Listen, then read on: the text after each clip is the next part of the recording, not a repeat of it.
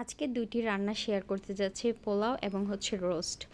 তো হচ্ছে আমি ফার্মের মুরগি রোস্ট করব। তো এটা হচ্ছে আমাদের দুপুরের মেনু ছিল, জাস্ট ২টা আইটেম শর্টকাটে করে নেওয়ার চিন্তা ছিল।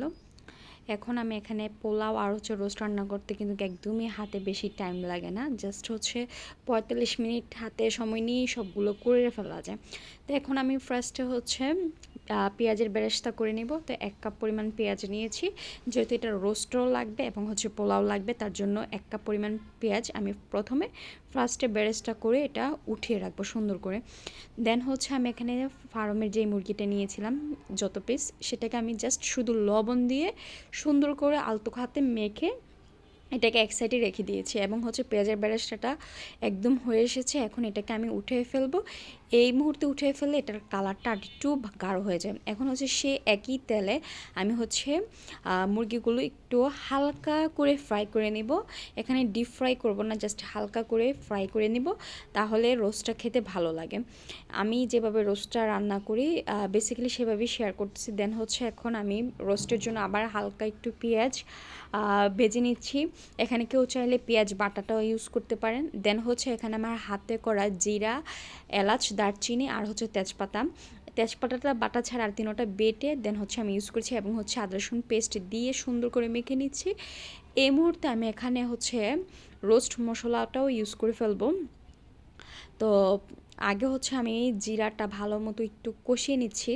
আদা পেস্ট যেহেতু দিচ্ছি, হালকা একটু পানি অ্যাড করে দিলাম, এটাকে সুন্দর করে কষিয়ে দেন হচ্ছে রাঁধুনি রোস্ট মশলা দিয়ে দিব। যেহেতু এখানে আমি একটা ফুল মুরগি ইউজ করিনি, যেহেতু অল্প একটু মুরগি নিয়েছি, তার জন্য ওই পরিমাণ আন্দাজ করে আমি রোস্ট মশলাটা ইউজ করতেছি। এবং হচ্ছে কিছুটা পরিমাণ লবণ অ্যাড করে দিয়েছি, একটুখানি হলুদের গুঁড়ো, একটুখানি মরিচের গুঁড়ো অ্যাড করে দিলে আমার থেকে কালারটা দেখতে খুবই সুন্দর লাগবে এবং খেতেও ভালো লাগে। এটা হচ্ছে কেউ চাইলে স্কিপ করতে পারেন, বাট আমার কাছে ভালো লাগে, তার জন্য এটা হচ্ছে আমি অ্যাড করে দিচ্ছি। এখন হচ্ছে এখানে আমরা টক দই অ্যাড করব। যদি কারো বাসায় টক দই না থাকে তাহলে দুধের মধ্যে আমি টক দইটা একটু ভালো করে ফেটে নিয়েছি, ফেটে দেন হচ্ছে টক দইটা অ্যাড করে দিয়েছি। আর কারো বাসায় টক দই না থাকলে কেউ হচ্ছে এখানে টক দই আর লেবুটা অ্যাড করে দিতে পারেন। আর এখন একটু সস অ্যাড করলে খেতে এবং হচ্ছে গ্রানটা খুব সুন্দর আসে। তো আমি এখানে পরিমাণ মতো একটু ৩ টেবিল চামচের মতো সস অ্যাড করে দিয়েছি। এটাকে সুন্দর করে একটু পানি দিয়ে কষিয়ে নিব। এখন এখানে একটা সুন্দরভাবে একটা গ্রেভি চলে আসছে। এটা হালকা একটু কষানো হয়ে গেলে এখানে আমার হচ্ছে ভেজে রাখা মুরগিগুলো সুন্দর করে এখানে দিয়ে দিব। তো আপনারা দেখতে পারতেছেন এখন উপরে তেল ভেসে চলে আসছে। ঠিক এরপর এখানে মুরগিগুলো অ্যাড করে দিব ভেজে রাখা। আর আমার মুরগিগুলো দেখে বুঝতেই পারতেছেন কীভাবে ফ্রাই করছি, একদম ডিপ ফ্রাই করে নিয়ে জাস্ট হালকা একটু ভেজে নিয়েছি। আর হচ্ছে এটা ফার্মের যেহেতু একটু হালকা বেশি করে ভেজেছিলাম এই আর কি। তো এটাকে সুন্দর করে একটু হালকা কষিয়ে নিব এবং হচ্ছে তো কষানো এ পর্যায়ে হয়ে গেছে। এখন হচ্ছে এখানে একদম ফুটন্ত গরম পানি অ্যাড করে দিব। আর পানিটা আমরা বেশি অ্যাড করব না, যেহেতু এটা ফার্মের মুরগি, এমনিতেই বেশিক্ষণ লাগবে না সিদ্ধ হয়ে যেতে। আর কিছুটা মরিচ আমি একদম মাছ থেকে কেটে দিয়ে দিয়েছি একটু যাতে ফ্লেভার আসে। এবং হচ্ছে আমার রান্না প্রায় কমপ্লিট হয়ে গিয়েছে, একদম মৃদু আছে, আমি রান্নাটা করে ফেলেছি। পানিটা একটু বুঝে শুনে দিবেন, পানিটা দিয়ে বেশিক্ষণ সিদ্ধ করতে যাবেন না, টেস্টটা ভালো হবে না এই আর কি। তো আমি এখানে কিশমিশ আর হচ্ছে পেঁয়াজ বেরেস্তাটা দিয়ে দিব, দিয়ে জাস্ট ২ মিনিট রান্না করে এটাকে অফ করে দেব। এই মুহূর্তে দেখেন চেহারাটা মাশাআল্লাহ খুব সুন্দর এসেছে এবং খেতে খুবই মজা হয়েছিল। এখন হয়েছে আমি হচ্ছে পোলাও রান্না করতেছি। পোলাওতে আমি এখানে কোনো পেঁয়াজ অ্যাড করতেছি না, কাঁচা পেঁয়াজ। সো এখানে আমি শুধু তেজপাতা ইউজ করতেছি। তেজপাতাটাকে হালকা একটু ভেজে এখানে আমি ধুয়ে রাখা চালটাকে অ্যাড করে দিব, পোলাও চালটা।